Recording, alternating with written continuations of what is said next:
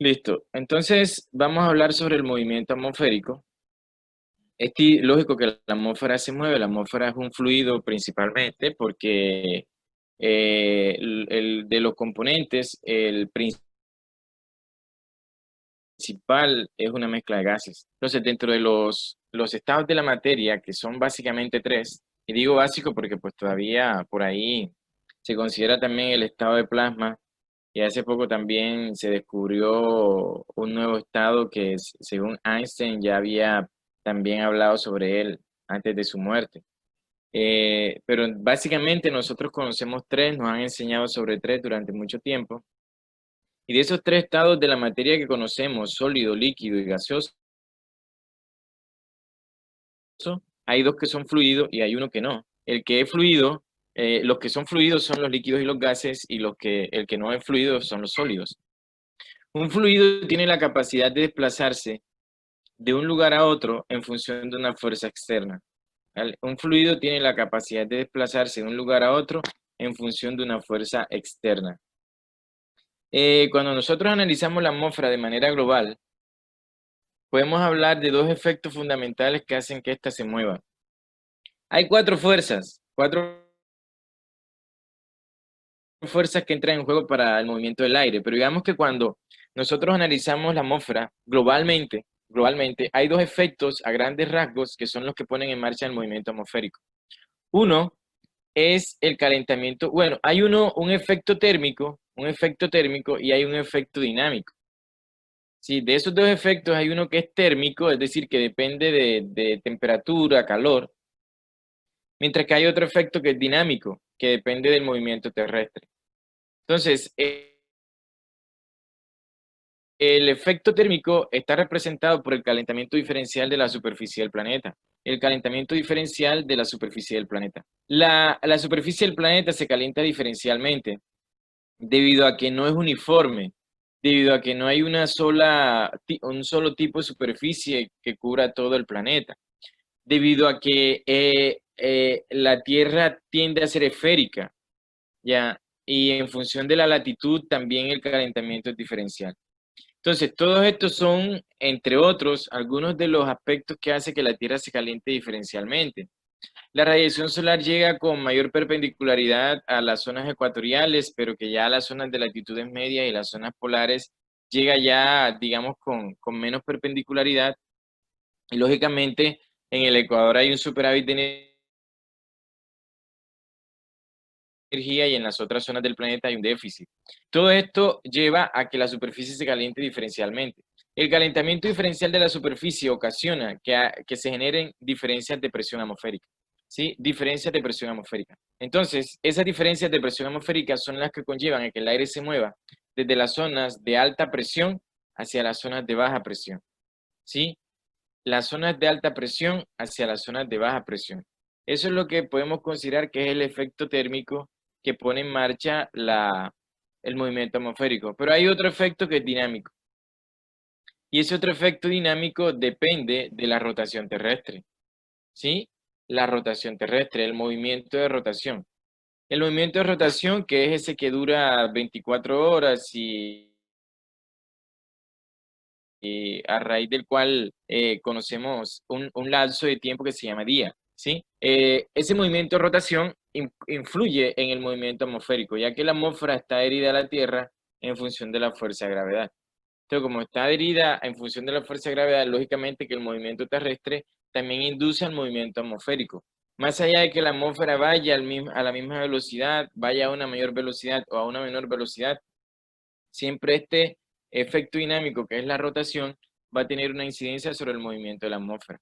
Entonces, digamos que la conjunción, ¿sí? La conjunción de estos dos efectos, tanto el térmico como el dinámico, activan el movimiento atmosférico, ¿verdad? Activan el movimiento atmosférico. Y en función de ello, hay un concepto que es el de circulación general de la atmósfera, ¿sí? Que engloba digamos que el movimiento atmosférico a gran escala. ¿Sí? El movimiento atmosférico a gran escala. En función de ese movimiento atmosférico a gran escala, se configuran unas celdas de circulación y se representan una serie de fenómenos que son importantes en ese movimiento. Eso lo vamos a ver específicamente en una clase. Aquí pues solamente lo menciono, ¿no? Entonces, eso hace que la atmósfera, digamos que esos dos efectos entran en juego para el movimiento de la atmósfera a nivel global, a gran escala. Ese movimiento atmosférico a gran escala recibe el nombre de circulación general de la atmósfera, en donde hay una serie de fenómenos y de celdas, de intercambios, de procesos ascendentes, descendentes, que juegan un papel fundamental para que toda esa circulación se dé. Pero la atmósfera no solamente se mueve a gran escala, la atmósfera también se mueve en otras escalas menores. Cuando hablamos del movimiento atmosférico, básicamente entran en juego cuatro escalas, ¿sí? Cuatro escalas espaciotemporales, es decir, que tienen en cuenta el tiempo y la extensión del movimiento. Cuatro escalas espaciotemporales. Tiene en cuenta esta clasificación el tiempo de duración del movimiento y la extensión del movimiento. Desde ese punto de vista, la primera escala, la escala más pequeña, se le conoce como microescala. Microescala, se le conoce a la escala más pequeña. Entonces, esa microescala, vamos a ponernos un poco para acá, para que, así, así para que no se vea en el video el abanico. Entonces, les decía que esa microescala contempla movimientos, ojo, movimientos que temporalmente van de minutos a horas, ¿sí? Temporalmente esos movimientos de la microescala, que es la escala más pequeña, van de minutos a horas. Y en cuanto a extensión, abarca de metros a kilómetros, ¿sí? De metros a kilómetros. Después viene una escala de movimiento un poco más amplia, que se llama mesoescala o escala media, ¿sí? Mesoescala o escala media. Esta escala abarca movimientos que duran horas o incluso días, ¿sí? Horas o incluso días, la mesoescala. Y en extensión abarcan de kilómetros a cientos de kilómetros a cientos de kilómetros. Luego de la mesoescala viene una escala más amplia que se llama escala sinóptica. Escala sinóptica. Y esta escala sinóptica abarca temporalmente movimientos que duran días a semanas, y en extensión abarca de cientos de kilómetros a miles de kilómetros.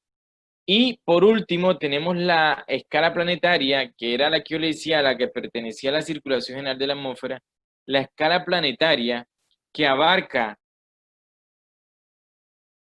ojo, abarca fenómenos o movimientos que son permanentes y que en extensión abarca miles de kilómetros, ¿sí? Y que afectan generalmente a todo el planeta. Esa es la escala planetaria. A la escala planetaria pertenece la circulación general de la atmósfera que veremos más adelante. Entonces, en función de estas escalas, de estos movimientos, también allí en esos movimientos, en esas escalas espaciotemporales, se anidan fenómenos, una serie de fenómenos que veremos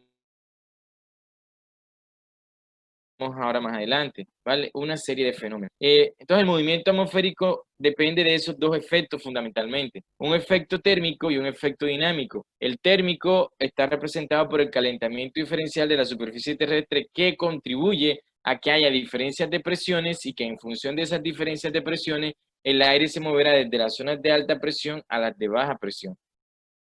Y el efecto dinámico está representado por por el movimiento de rotación terrestre.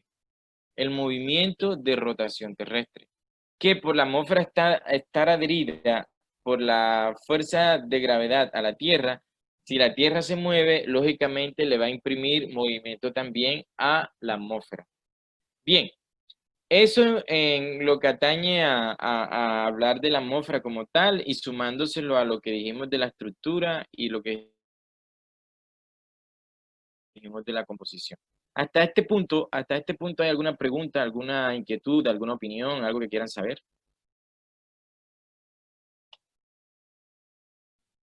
¿No hay nada? Algo que no sé, de pronto por ahí quieran saber, o ustedes todo lo que yo digo, o sea, lo que yo digo lo entienden así como yo nunca había sido como tan entendible como ahora, que nadie me pregunta. Profe, Bueno, ¿podría repetir lo del efecto térmico? el efecto térmico, claro que sí. Listo. Resulta que hay dos efectos que ponen en juego el movimiento atmosférico, ¿eh? En realidad uno podría hablar de cuatro fuerzas, pero eso más que todo uno lo habla cuando va a hablar del viento a escalas menores. Uno dice, bueno, entra en juego tal fuerza, pero ya a escala macro, digamos que es aceptable hablar de dos efectos. Efecto térmico, efecto dinámico, ¿eh? Efecto térmico, efecto dinámico. El efecto térmico se está representado por el calentamiento diferencial de la superficie terrestre. Mire, la superficie terrestre contempla agua. El 71% de nuestro planeta está cubierto de agua, pero hay zonas cubiertas de bosque y hay zonas desérticas, hay zonas cubiertas de hielo, hay zonas cubiertas de asfalto, las ciudades, ¿sí? Hay zonas cubiertas ¿de qué otra? ¿Quién me ayuda por ahí? Tundra, hay tundras, hay estepas, ¿sí? Hay zonas donde está el permafrost ya completamente descubierto. Entonces, cada una de estas superficies asimila, absorbe o refleja la radiación solar de manera diferencial.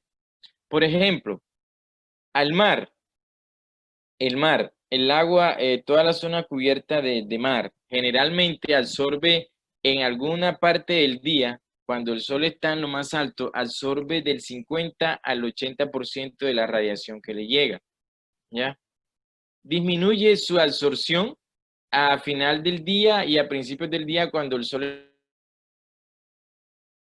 está ubicado en el horizonte. Y entonces los rayos solares al llegar se reflejan un poco. Pero el océano casi todo la radiación que le llega la absorbe. Cosa diferente, por ejemplo, las zonas cubiertas de hielo. Las zonas cubiertas de hielo, casi toda la radiación que les llega no la absorben, sino que la reflejan.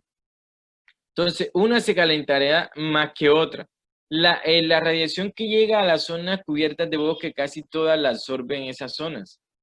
Sí, por ejemplo, la Amazonía, casi toda la radiación que llega la absorbe. Mientras que vas a un desierto y en un desierto casi toda la radiación que llega o parte de ella muy significativamente la refleja. Entonces se calentarán diferencialmente, una estará más caliente que la otra. Entonces, en función de esos calentamientos diferenciales, entonces se generan diferencias de presiones, diferencias de presión atmosférica. Cuando hay una diferencia de presión atmosférica, entonces cuando el aire empieza a circular de zonas de alta presión a zonas de baja presión. Imagínate que tú estás lavando los platos, que tienes el sifón cerrado y el plato está lleno de agua. Para aprovechar el agua, para no desperdiciar tanta agua, tú estás lavando allí. Lavas todos los platos allí en el agua. Y resulta que cuando ya vas a enjuagar, lo vas a hacer con agua limpia. Entonces tú vienes y abres el sifón. ¿Qué pasa cuando abres el sifón? El agua se va por ahí. Sí, el agua está circulando. Esto lo podemos hacer con el agua porque el agua, al igual que el aire, es un fluido. El agua está circulando desde una zona de alta presión hacia una zona de baja presión que está representada por el sifón. Sí, pero cuando abres el sifón, la parte de abajo del sifón está vacía, mientras que el lavaplatos está lleno. Entonces, el agua que está en el lavaplatos va a buscar irse para una zona vacía, que es donde hay baja presión. Entonces va para allá, ¿sí? ¿Y cuál es esa zona vacía? Hombre, el ducto que lo llevará, no sé, al alcantarillado. Entonces, ese es así se mueve el aire también, desde una zona donde la presión es alta a una zona donde la presión es baja. Y eso es lo que genera la circulación, el movimiento del aire. Siempre que nosotros percibimos viento, siempre que nosotros percibimos el movimiento del aire, es porque está circulando de zonas de alta presión a zonas de baja presión, ¿vale? Entonces, eso lo genera el calentamiento diferencial. Y el otro efecto es el dinámico, que está representado por la rotación terrestre. que al moverse la Tierra, por la atmósfera estar adherida a ella, si la Tierra se mueve, pues le va a imprimir movimiento también a la atmósfera, ¿vale? No sé si me hice entender. Sí, profe, ahora sí. Ok, listo. Entonces, en función de ello, vamos a ir acá en la siguiente diapositiva, vamos a hablar de algo. Ana Sierra, no, Ana, no he llamado a lista, ya yo llamo ahora cuando empecemos después del break, hago el llamado, ¿ya? Ok, Para, profe. listo. Entonces, vamos a mirar esta siguiente diapositiva donde hablamos de unos elementos que ya hicimos referencia anteriormente. Y es los fenómenos meteorológicos, que los conocemos también ¿con qué nombre? ¿Con qué nombre los conocemos a los fenómenos meteorológicos? ¿Quién recuerda la clase de ayer? ¿Con qué nombre conocemos a los fenómenos meteorológicos? ¿Quién me dice? A ver. Los que hayan estado en la clase de ayer parece que no estuvieron. A ver, a ver. A ver, ¿quién me dice con qué nombre conocemos a los fenómenos meteorológicos? ¿Mm? Fenómenos atmosféricos. ¿Y qué otro nombre? Fenómenos atmosféricos, ajá, ¿qué otro nombre? Un nombre más cortico. Variaciones. No, No, un nombre más corto. Yo hablé ayer de eso. Fue el primer nombre que dije Meteoro. yo cuando empecé la clase. El primer nombre que dije cuando empecé la clase. En meteorología. me llamo y su nombre. Meteoro. No, más corto que Sí. meteorología. Meteoro. Ese, meteoro. Un fenómeno meteorológico es un meteoro. Ya, un meteoro, les dije ayer que era un fenómeno atmosférico. Bueno, un meteoro, o sea, nosotros vamos a hablar de los meteoros ahora.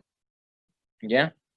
Cuando nosotros hablamos de los fenómenos meteorológicos, estos pueden consistir en lo siguiente. Pueden consistir en lo siguiente. Puede ser una partícula en suspensión en la atmósfera. ¿Sí? Puede ser una partícula o un elemento en suspensión en la atmósfera. Puede ser un elemento que cae de la atmósfera hacia la superficie. ¿Sí? Puede ser un elemento que está en la superficie y por acción del movimiento de la atmósfera se levanta y entra a la atmósfera. ¿Ya? Si por acción del viento esa partícula o ese elemento que está en superficie se levanta y entra a la atmósfera. Puede ser una manifestación eléctrica en la atmósfera o puede ser una manifestación óptica. Un fenómeno meteorológico puede consistir en cualquiera de estas cinco manifestaciones, ¿vale? En función de ello y dependiendo algunas características, nosotros los podemos dividir en dos, digamos que podemos hacer dos clasificaciones de acuerdo a dos puntos de vista. Dos clasificaciones de acuerdo a dos puntos de vista. Un punto de vista que va o que tiene en cuenta su origen o constitución. Un punto de vista que tiene en cuenta su origen o constitución. Y otro punto de vista que tiene en cuenta lo que dije ahorita sobre el movimiento atmosférico, la escala espaciotemporal en la que estos fenómenos ocurren. Es decir, la escala espaciotemporal del movimiento atmosférico en la que estos fenómenos pueden ocurrir. ¿Vale? Entonces, los podemos clasificar en función de esos dos criterios. En el primer criterio, es decir, según su origen o constitución, lo que yo voy a tener en cuenta es este fenómeno, ¿qué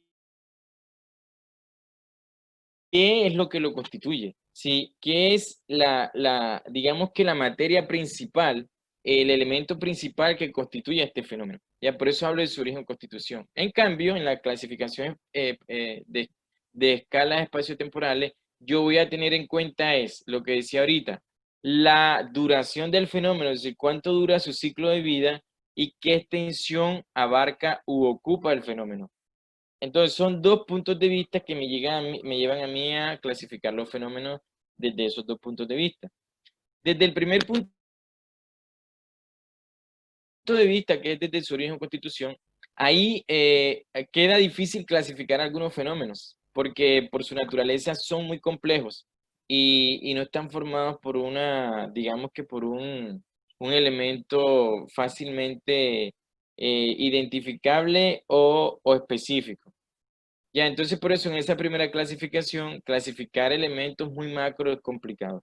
En la segunda clasificación, que es la de, según las escalas espaciotemporales, ahí se pueden clasificar todos los fenómenos que queramos, porque ahí solamente depende de cuál es su ciclo de vida y cuál es la extensión que ocupa, ¿vale? Entonces, vamos con en la primera clasificación, desde su origen o constitución, nosotros podemos identificar 4 tipos de fenómenos meteorológicos. 1, los hidrometeoros. 2, litometeoros. 3, electrometeoros. Y 4, fotometeoros. Ojo. 1, hidrometeoros. 2, litometeoros. 3, electrometeoros. 4, fotometeoros. Vamos a utilizar el lápiz para ir señalando. Sí, hidrometeoros, litometeoros, electrometeoros y fotometeoros. Bien, ¿en qué consisten los hidrometeoros? Ojo, los hidrometeoros son fenómenos meteorológicos o atmosféricos cuya constitución principal es el agua, ya sea en estado líquido o en estado sólido. Esos son hidrometeoros. Hidrometeoros. Los hidrometeoros conocidos o más conocidos por estas latitudes son la lluvia, la llovizna, las nieblas, las neblinas, el granizo, las nubes. Las nubes son un hidrometeoro. Sí, las nubes, ¿qué otro hidrometeoro hay? Las heladas, el rocío es un hidrometeoro también. Sí, son básicamente los que más conocemos. Y hay otros que se dan en otras latitudes como la nieve, la cinarra, polvo de diamante, hielo granulado. Sí, esos son fenómenos que se dan en otras latitudes. Nosotros acá, pues lo que le mencioné primero. Entonces, siempre que hablamos de un hidrometeoro, el hidrometeoro principal de todos es la nube. Ya, la nube es un hidrometeoro madre porque desde allí nacen otros hidrometeoros. Desde una nube es que nace la lluvia, desde una nube es que nace el granizo, nace la nieve, la cinarra, el polvo de diamante, todo eso nace desde una nube. Entonces la nube es, digamos que el hidrometeoro principal. Tenemos los litometeoros, que son fenómenos de naturaleza sólida no acuosa, de naturaleza sólida no acuosa. Litometeoros están formados fundamentalmente por material particulado proveniendo de la superficie terrestre o incluso desde el interior de la Tierra. Por ejemplo, ejemplos de litometeoros, la ceniza volcánica, la ceniza que expulsan los volcanes. Es el litometeoro, perdón, el litometeoro más peligroso para la aviación que existe, la ceniza volcánica. Otro litometeoro, la calima, el humo, es un litometeoro también, tormentas de polvo, tormentas de arena. ¿Ustedes han escuchado que viene una nube de polvo del Sahara para acá, que viene viajando? ¿No lo han escuchado en estos días, que está llegando polvo del Sahara? Es algo que sucede todos los años. Este año se ha exacerbado el interés por eso, porque este año se nos ha dado porque este sea el peor año de todos, ¿no? Pero todos los años llega polvo del Sahara. Y ahorita está desplazándose una nube de polvo del Sahara hacia América. Ese es un litometeoro, ¿vale? Son litometeoros. El polvo extendido, las tolvaneras, son litometeoros. Eso que ustedes llaman remolinos de polvo, que se les conoce en otras latitudes como tolvaneras, son litometeoros. Los electrometeoros son fenómenos formados por manifestaciones de la electricidad atmosférica. Ojo, son manifestaciones de la electricidad atmosférica. El electrometeoro más conocido es la tormenta eléctrica, que nace de las nubes de tormenta, de los cumulonimbus. Profe, manifestación de qué, disculpe. De la electricidad atmosférica. Ok, gracias. Manifestaciones de la electricidad atmosférica. Entonces, les decía decía, esta electricidad atmosférica que nace del interior de las nubes cumulonimbus, nubes de tormenta que llamamos, ¿vale? Entonces, está conformado por dos eventos, un evento luminoso y un evento sonoro. Ya, un evento luminoso, un evento sonoro. El evento luminoso puede ser un rayo o un relámpago, y el elemento sonoro es el trueno. Siempre que hay uno está el otro. Siempre que está la luz está el sonido. Siempre que está el sonido ya fue la luz. Lo que sucede es que a veces por la hora del día, por nuestra posición respecto a la nube que lo genera, a veces no percibimos uno de los dos. Por ejemplo, en las noches vemos relámpagos hasta muy lejos. Entre más sea oscuro, los relámpagos se ven con más detalle, pero no escuchamos los truenos. Eso va ligado a que la nube que lo genera está muy distante y nosotros no alcanzamos a escuchar. Como hay ocasiones en que escuchamos el trueno, pero no vemos el relámpago. ¿Y por qué no vemos el relámpago y si escuchamos el trueno? La nube está cerca, está a 16 kilómetros o menos, pero entonces no vemos el relámpago porque tal vez la luminosidad del día no nos lo permite o nuestra posición con respecto a la nube no nos deja apreciar el rayo. Pero siempre está uno con el otro y los dos eventos conjugados conforman lo que llamamos tormenta eléctrica.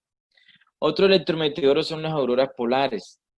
Las auroras polares, que se ven más que todo en latitudes altas, se generan debido a una interacción eléctrica, una interacción eléctrica, una interacción ionizante entre el viento solar y las partículas solares que tiene el viento solar y nuestro campo magnético terrestre.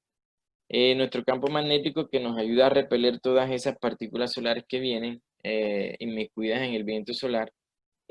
Al chocar con esas partículas se generan las auroras polares. Estas solamente se ven en latitudes altas. Hay otros electrometeoros como el fuego de San Telmo, el rayo verde, que no se ven por acá, pero que también son considerados electrometeoros. Y están los fotometeoros, que son manifestaciones ópticas. ¿Ya? Manifestaciones ópticas, sí. Que se dan fundamentalmente por los accidentes que sufre la radiación solar visible, eso que llamamos luz solar, los accidentes que sufre la luz solar en su tránsito por la atmósfera antes de llegar a la superficie. Y esos accidentes que sufre la luz solar tienen que ver con procesos como refracción, difracción,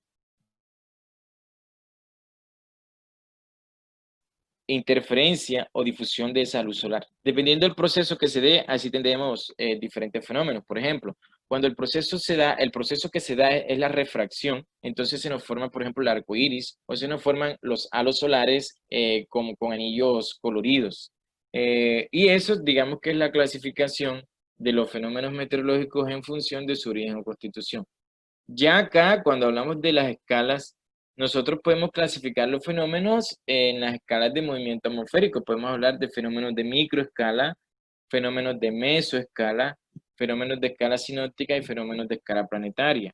Por ejemplo, un fenómeno de microescala, una lluvia ordinaria proveniente de una nube de tormenta ordinaria o una tormenta ordinaria que te demora entre 10, 20 minutos, ¿ya? Eso es un fenómeno de microescala. Ya un fenómeno de mesoescala, pues abarca más. Yo les decía que ya te abarca, en cuanto a tiempo, te abarca de horas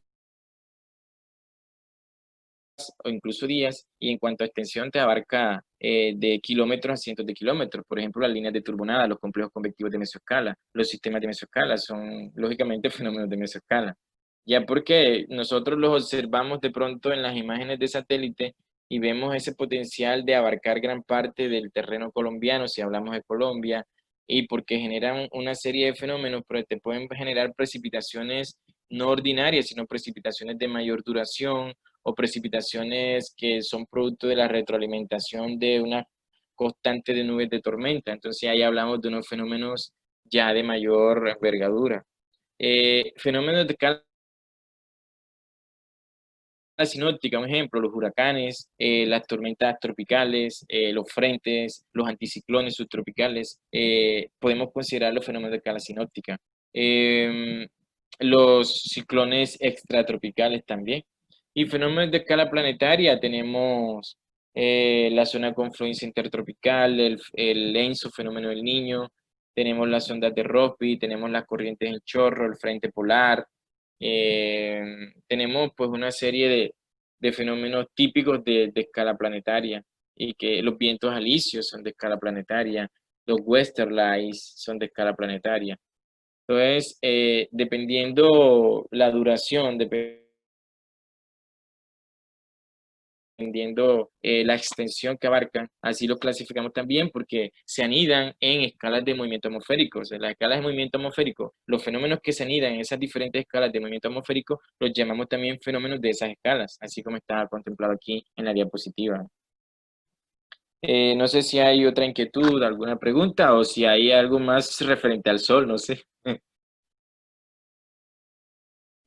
Vamos a ver unos videos de algunos fenómenos meteorológicos y hablamos un poquito sobre ello, para que ustedes como que se metan en el cuento de este tema. Vamos a ver, aquí.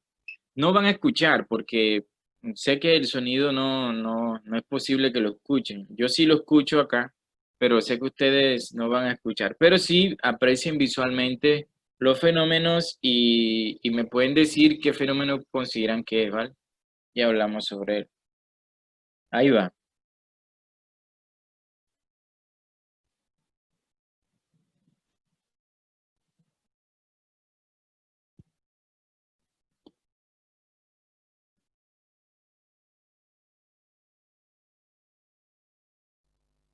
¿Qué fenómeno creen ustedes que es ese?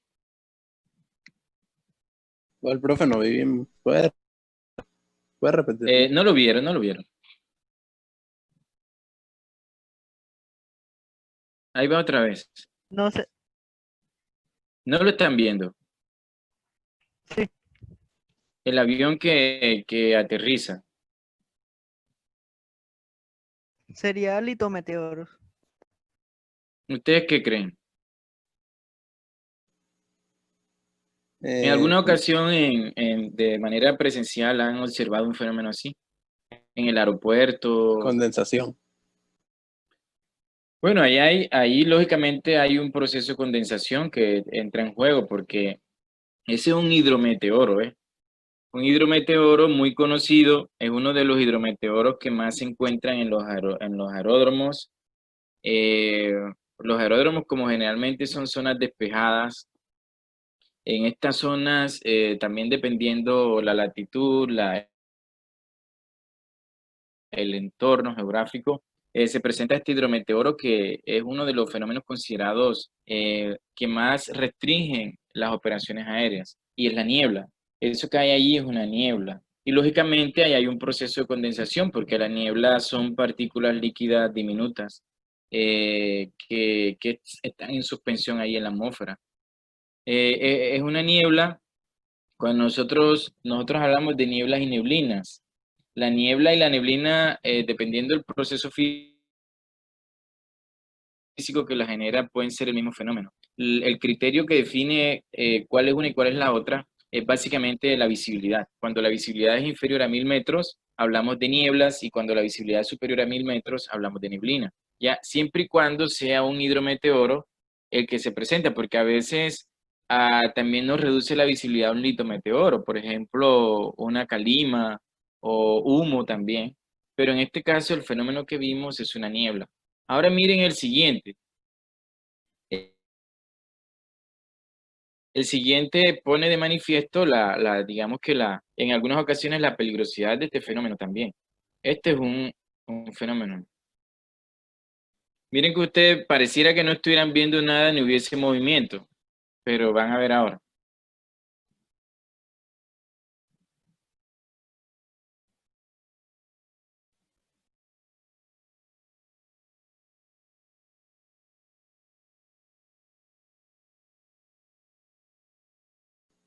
Que es lo que se mueve abajo. ¿Sí ven? Ahí hubo un aterrizaje. Ahí está la pista. Ese es un aterrizaje por instrumento, pero fíjense que no logran ver la pista hasta que están a unos 50 metros sobre ella, unos 50 pies sobre ella. Entonces, para, por ejemplo, vuelos bajo reglas de vuelo visual, no podrían poder aterrizar bajo estas condiciones. Es un fenómeno que, por ejemplo, aquí en Barranquilla hay épocas en las que te reduce mucho la visibilidad, visibilidades de 100, 200 metros. Ya, entonces, es un fenómeno de cuidado, es un hidrometeoro. Lo mismo que acá lo volvemos a tener. Ese anterior es en el aeropuerto de Bruselas, en Bélgica, y este que viene es el aeropuerto de Santiago de Chile.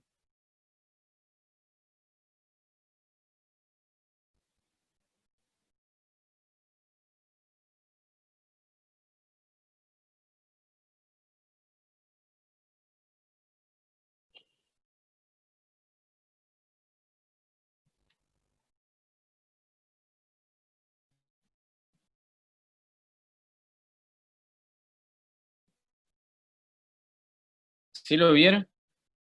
¿No lo ven muy lento o se les para, se les detiene? Ahí en este video que acabamos de ver, digamos que a veces se presenta esto, ¿no? Uno a veces no sabe cuál es la línea de separación entre una niebla y de pronto alguna nubosidad baja que pueda haber. Algunos hablan de que la niebla es una nube a ras de superficie. Y bueno, sí puede ser considerado. Depende también del proceso a través del cual se forma. Pero hay ocasiones en que está la niebla formada, pero también tenemos alguna nubosidad en altura, pero digamos que a niveles bastante bajos. Entonces se presenta que a veces no identificamos y es muy complicado identificar la línea de separación entre niebla y nube. Es complicado. Entonces cuando eso ocurre, aquí en Barranquilla ocurre que hemos en algunas ocasiones cerrado el aeródromo por ello. Sin embargo, hoy hay una reglamentación a través de la cual no se permite tener el aeródromo cerrado, sino que se le da como potestad a las aerolíneas de que decidan en un momento dado si bajo las condiciones que hay pueden aterrizar o no bajo reglas de vuelo instrumentales. Ya se le ha empezado a dar potestad a ellos sobre eso. Y todo esto es importante porque ustedes como TCP en un momento dado se ven inmiscuidos en todo ello. ¿En qué sentido, hombre? Que un vuelo puede retrasarse por ello, que esto puede causar ciertos traumatismos, posiblemente en un momento dado haya que hacer un sobrepaso, haya que cambiar hacia un aeropuerto alterno. Y esas son cosas que aparentemente un TCP, uno pregunta, ¿en qué me afecta? Pero resulta que el TCP es el que está más en contacto con el usuario, con el pasajero. Y al TCP, digamos que es el que en cierta forma es la cara de la aerolínea, quien comunica, quien está en interacción constante con el pasajero y de una u otra forma tiene que sortear estas situaciones. Digamos que es la primera línea, ¿eh? La primera línea de contacto entre la aerolínea y el pasajero termina siendo el TCP ya dentro del avión. Entonces, todos estos fenómenos que de una u otra forma causan traumatismos, demoras, de pronto cambios de destino, el TCP las tiene que sortear de una manera muy resiliente para con el usuario. Entonces, aunque directamente a veces ustedes crean que no, esto termina también afectando un poco la labor de ustedes. Bien, vamos a ver el siguiente, y esto es una típica nube de tormenta. Que hoy en día, anteriormente, las nubes no se consideraban unos fenómenos como tal, sino que se les estudiaba muy aparte. Hoy en día, de hace unos años para acá, la nube ya es considerada también un hidrometeoro más. Estas nubes de tormenta generalmente son las que de pronto generan u ocasionan o representan más que todo un tipo de peligro para la aeronave. Una aeronave nunca puede entrar a esta nube y siempre que vuela alrededor de los distintos fenómenos o las distintas, digamos, los distintos factores que pueden afectar la aeronave que van encadenados a esta nube no lo vayan a afectar como tal en vuelo. Entonces, este es un cumulonimbus, una nube de tormenta. Ahí está un poco en cámara rápida. Y lo que nos está mostrando el video es básicamente el proceso de convección. Ana Carolina, listo, Ana. Si tienes que salir, pues yo digamos que tengo en cuenta ahora, no pase lista, muchachos, pero ahora la paso. Bien, este es un típico cumulonimbus. Aquí hay otro. Sí, ese movimiento que ustedes ven son movimientos convectivos, producto de un proceso de convección, que es un mecanismo de transferencia de calor que se da fundamentalmente en los fluidos. En la atmósfera, por ser un fluido, esto es un mecanismo que termina siendo propiciador de nubes. Esta nube de tormenta, de aquí nacen fenómenos como los tornados, los microbursts, de aquí nacen el granizo, el engelamiento, que son considerados fenómenos peligrosos para la aviación. Por eso esta nube hay que tenerle mucho cuidado y mucho respeto y siempre volar a una distancia tal que los efectos turbulentos que esta nube genera no vayan a afectar a la aeronave. Bien, vamos acá. Aquí hay un evento típico de una tarde en una zona de latitudes medias. A ustedes les va a tocar volar en zonas de latitudes medias, ya sea hacia el sur, hacia el norte, y van a ser de pronto testigos de algunos de estos fenómenos. Aquí tenemos un cumulonimbus también, típico de latitudes medias, que puede ser una supercélula. Aquí vemos un mesociclón. Este borde que está aquí es básicamente un mesociclón. Entonces parece que se paró ahí un momento. Vamos a ver aquí. Ahí están dando.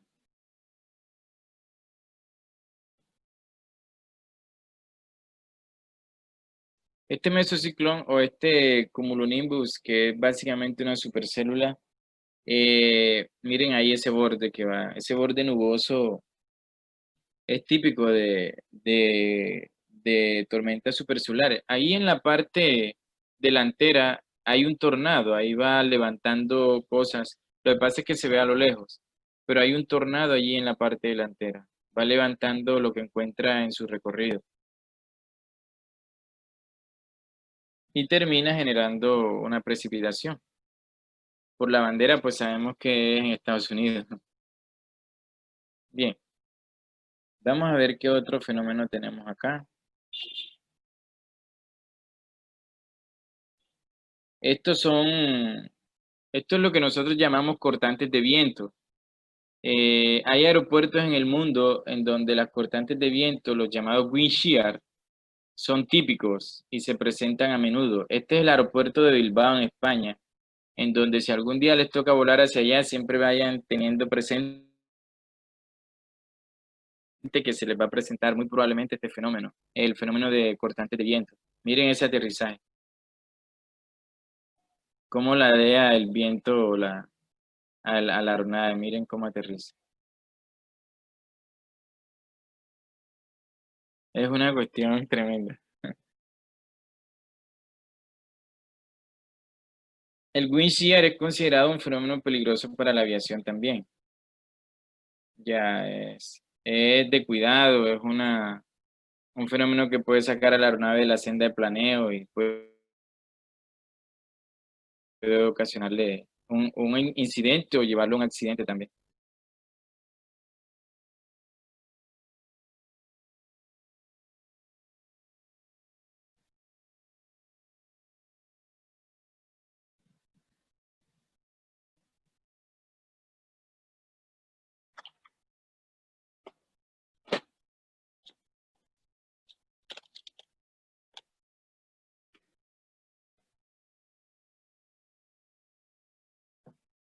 Voy a apuntar aquí para no...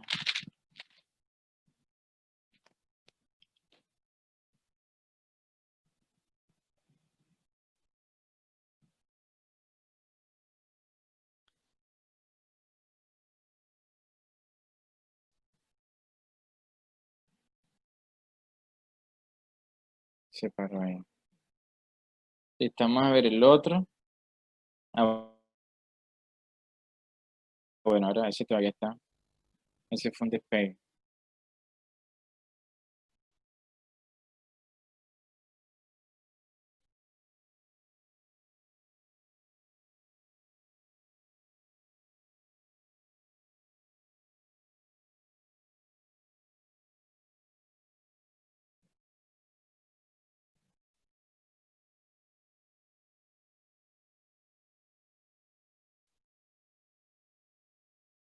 Bien, y por último está este. También es una lluvia torrencial, muy probablemente producto de una nube de tormenta.